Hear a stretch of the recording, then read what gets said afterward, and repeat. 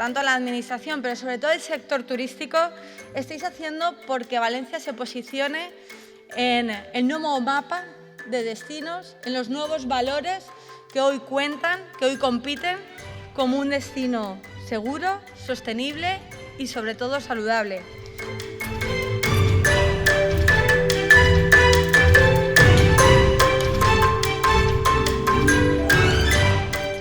Buscamos una vacuna hace mucho tiempo, la tenemos, pero hay otra pendiente, que es contra el miedo.